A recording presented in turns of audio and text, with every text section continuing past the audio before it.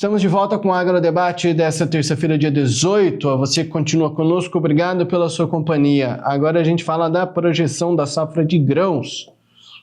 No bloco anterior eu falei, né? O Brasil projeta a safra de 354,8 mil toneladas. É milhões, né? Poxa, milhões de toneladas aí. Então vamos lá. A estimativa, né? De um crescimento de 5,4% em relação à safra anterior, com destaque para o aumento da produtividade e da área plantada.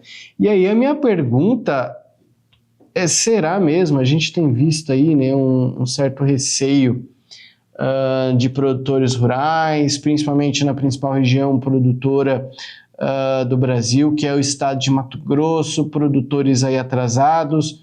Vou já chamar o seu Bianco por aqui, seu Bianco, porque a gente está vendo aí, uma expectativa que para mim, assim, ela me dá até um certo receio, né?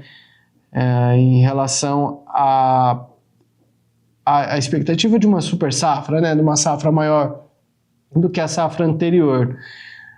Será que a gente deve continuar porque são números oficiais, né? A gente está falando da Conab aqui, são números da Conab. Será que a gente deve seguir pensando nisso ou também pensar demais nisso é coisa que não deve ser feita? Jossan, essa projeção é feita por técnicos. Eles pegam, o ano passado foi produzido tanto, então esse ano vai ter um pouquinho mais de área, vai se plantar um pouco mais de área, né, que é normal, todo ano a gente tem essa transformação, saindo de pastagem para a produção de grãos, e aí então eles projetam isso e multiplicam na mesma média do ano passado. O ano passado foi muito bom, o clima correu muito bem, não teve seca no sul, no Mato Grosso principalmente houve uma safra cheia, as chuvas vieram no momento correto, no final das chuvas, que sempre a janela é um pouquinho curta, se estender um pouquinho mais, então só isso foi uma produção maior. Não acredito que vá ultrapassar esses 354 milhões, eu acredito até que vai ser um pouco menos. Por quê? Porque já no Mato Grosso já atrasou o plantio e, além disso, a janela então do milho será um pouco mais curta. Atrasou o plantio, já teve replantio. Então, o que aconteceu, Jossan? Agora o período de janela nossa, que o milho irá produzir muito mais, ou talvez a mesma quantia do ano passado, encurtou-se os dias e, além disso, não se tem previsão de chuvas para o mês de maio, que seria lá no mês de maio uma chuva ou duas. E aí, isso tudo muda em quanto? 5 ou 10 sacas de soja de milho por hectare em toda a quantia de milho. Então, acredito muito pouco nisso. Por quê? Porque o La Niña está tendo aí essa variação, que uma semana falam que vai ter La Niña, outra semana falam que não. Então, no meu entender, não vai ter. E um agravante que eu acho também é o preço hoje, principalmente do arroz. O arroz está a R$ 55,00 a saca.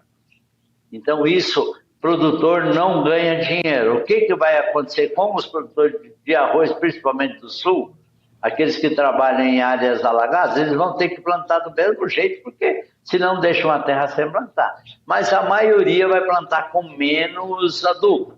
E isso, o que acontece? Vai se produzir menos. Tem-se ainda, e vamos torcer que não haja, problemas de seca, tanto no Rio Grande do Sul, Paraná, Santa Catarina, que quase todos os anos tem.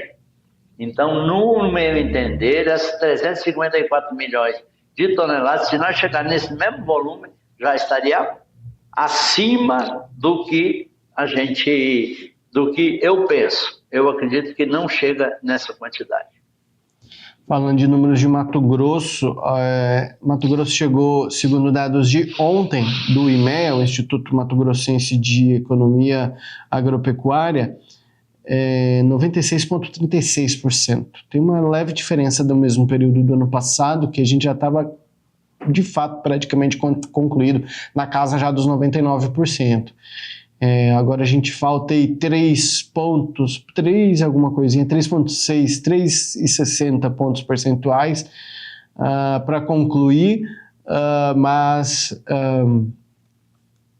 ainda pode dar uma virada de jogo, tem clima, o clima, né, não está dos mais propensos ainda, mas claro que a gente segue numa esperança, mas não é a esperança também não é das melhores, para finalizar, seu Bianco.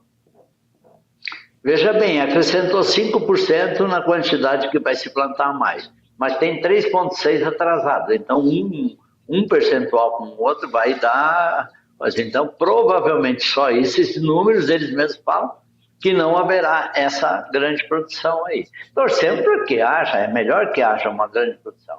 Mas não adianta a gente mentir para nós mesmos. Né? Seu Bianco, termina mais um programa. Obrigado pela sua colaboração diária por aqui. Obrigado a você, Jossan, e obrigado principalmente ao pessoal da ProSoja, né, que sempre...